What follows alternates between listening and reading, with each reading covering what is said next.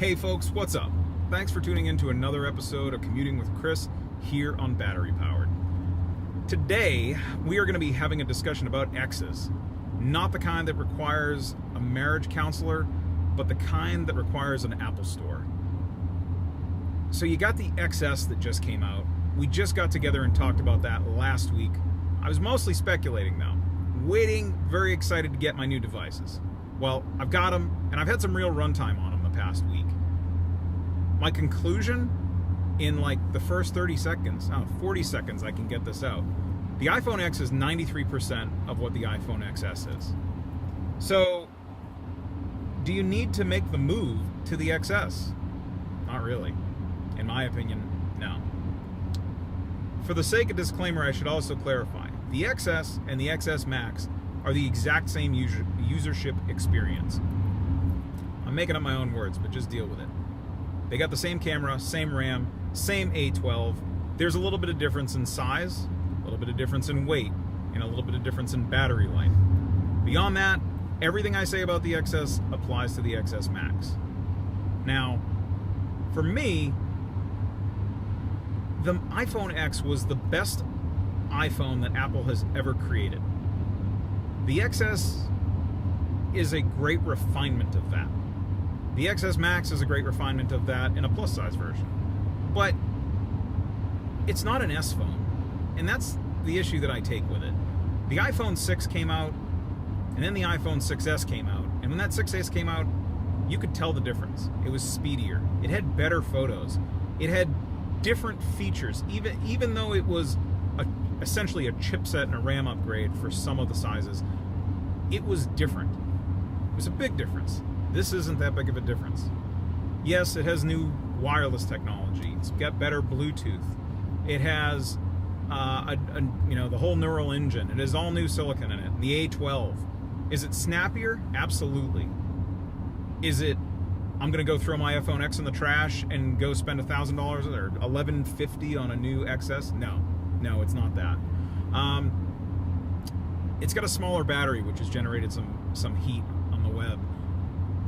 I haven't noticed a lick of difference in using the XS to the X at all. XS Max, yeah, it gets about 20% more battery, but depending what you're doing, 20 to 30%. But so really, there's no super advantage. Now, I'm sure as we move on with the advances in battery tech and the refinements that'll come out in iOS 12 that'll favor, the new A12, we're going to see the battery life of the XS probably grow a little bit. And, in case I didn't mention it, the XS is snappy, but the X isn't a slouch. It's not like, your iPhone 40 or 5S. It's not a huge delta, certainly not a delta that for me warrants the money drop. So, and then the camera, the whole camera thing, right? Yeah, the new cameras have super HDR capability. It's helpful, it's useful, but I still got to tell you about it. Like, if I just sent you this photo, most of the time you're not going to notice. It just brings up some of the foreground in highly contrasting shots, and it adds some better color detail in lower light, at least in my observations so far. I'm not doing this in a lab, I'm doing it in the real world, same way I'm talking about it. So, what am I doing? I was all excited about the Max last week, right? And yeah, truth be told, this is a little bit of a different commute than usual because we are commuting to a local Apple store where I will be giving them my Macs back.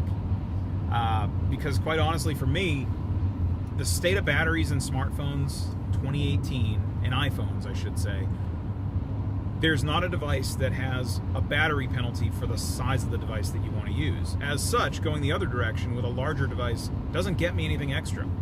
Most of the time I end up plugging it in at the end of the day and it just has more charge in it. I've actually tried to kill the battery in the XS Max. So if you are like killing your batteries all the time, then yeah, okay, the Max is your answer.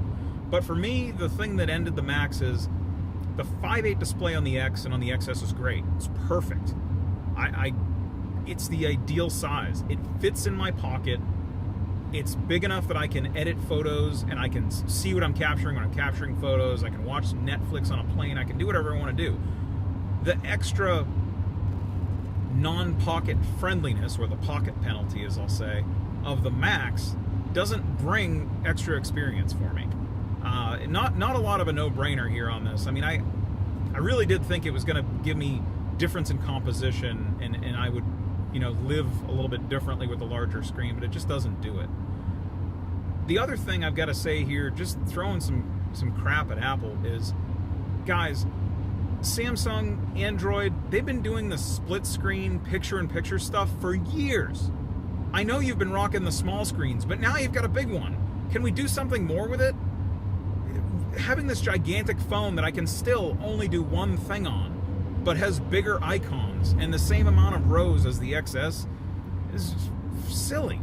And if you're going to break that out later this year and I'm going to make a mistake returning the device because I could get more done, you really should have dropped more about it in the keynote. Rant over. But that's the real reason why they're getting my Macs back and why I'm kind of voting with my wallet here. I'm not willing to support this advancement that really just brings us a larger display. So that's my take on the XS and the XS Max. Will I be getting an XS? Yeah. I am not going to be giving up the whole experience. I do always like to have the latest and greatest for imagers, as I noted in the last week's version of this. What will week 3 hold? Are we going to be back at the Apple Store in 3 days complaining that we missed that billboard in our pocket? No, I don't think so. But who knows what the future will hold. So what are you doing? Are you on an X and you're moving to an XS and you're trying to make up your mind? I'm curious who's watching this video. Let me know down in the comments what you're thinking and what you're trying to do, and if this video helped you. If it didn't, let me know what you want to see in the next one, and I'll make sure I throw it in. I'm sure there's going to be a week 3, and I'm hoping it doesn't involve another trip to the Apple Store. We'll see. All I know is till then, thank you very much for watching Commuting with Chris here on Battery Powered. Be well, folks.